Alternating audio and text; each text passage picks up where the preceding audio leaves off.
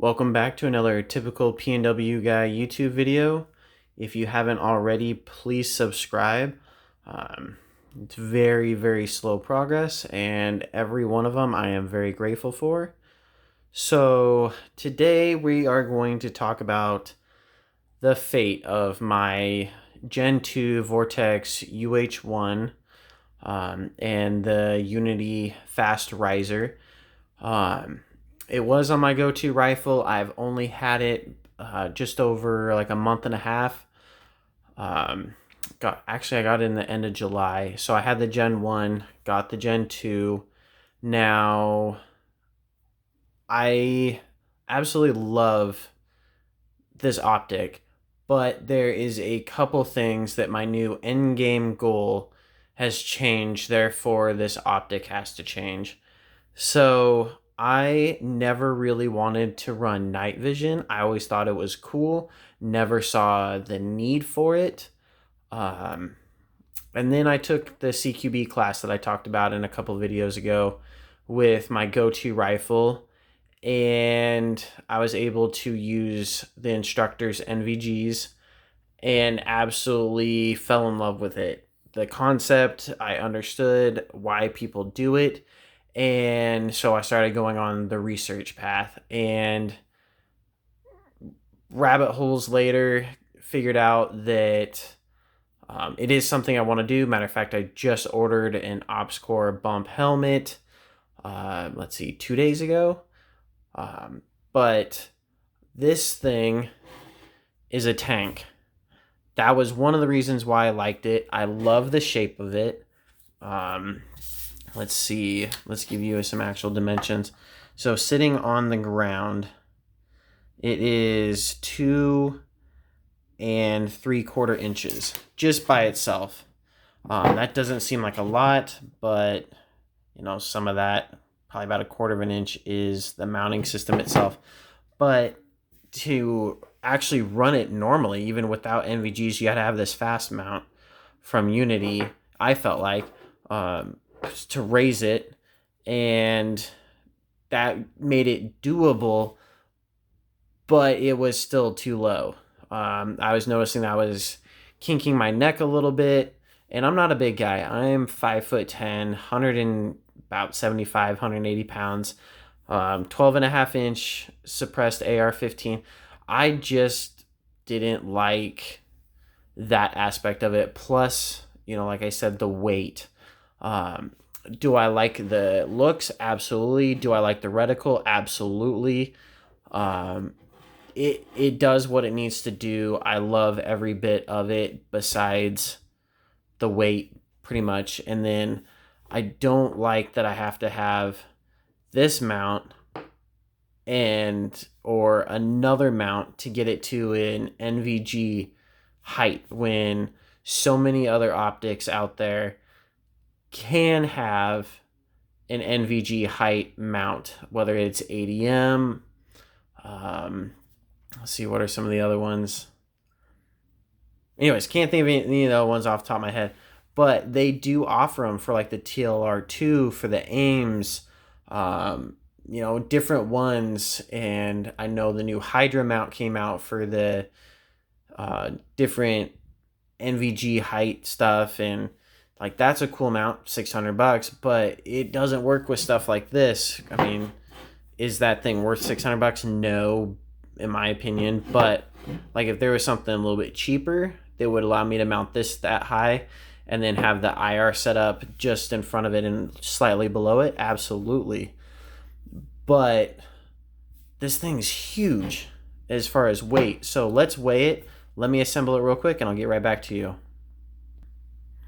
All right, for purposes of just not allowing it to fall over, I put it pretty far back on the mount, even though I had it like literally all the way up at the front. So you can see this is zeroed, it's on grams, and the battery is in it. So it won't even read. That thing is over a pound. Yeah, that thing's over a pound.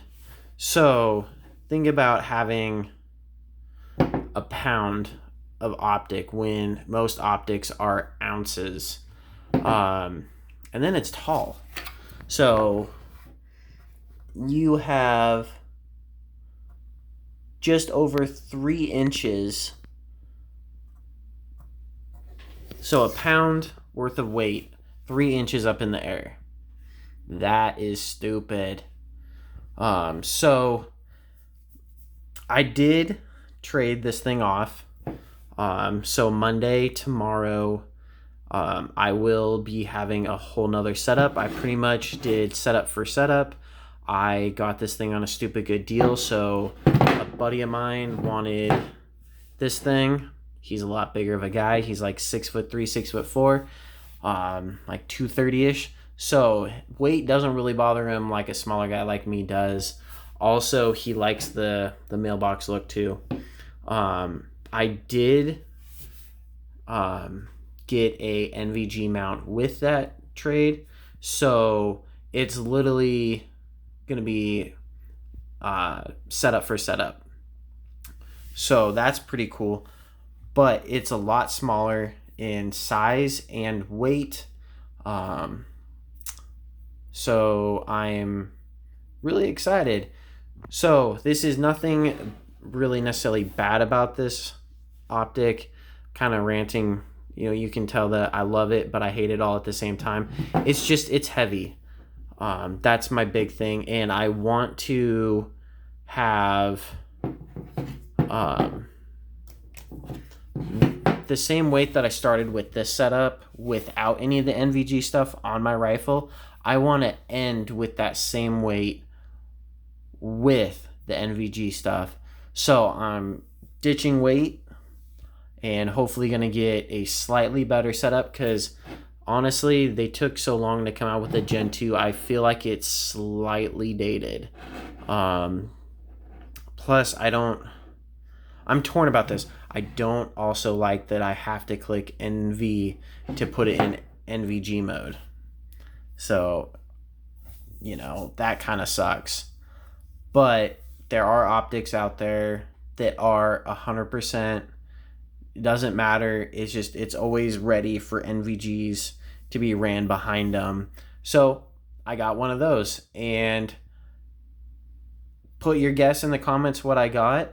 I did mention it in this video. But yeah, if you're looking for new optics, hit up Brownells, because they have a sweet coupon code, WLS10. That's WLS10. Saves you 10% off your orders of $150 or more. So honestly, I'm getting my NVGs from them. That's $3,000. So 10%, you can do the math. You're saving a lot of money. The more you spend, the more you save. That's honestly where I would have gone before my friend said, hey, I'll trade you for that optic that you're asking about. And well, the rest is history. So please give me a like, put your guess in the comments of what I'm trading this off for. And there's nothing wrong with this optic. It's great for what it is. So get one. The Gen 2 is definitely better than the Gen 1. And don't be afraid of getting one of these broken if you can find it, because Vortex has that amazing warranty. Just send it in. They'll either repair it or send you a new one. It takes a couple of weeks, but what doesn't anymore? So please give me a subscribe. Please like the video. And until next time, deuces.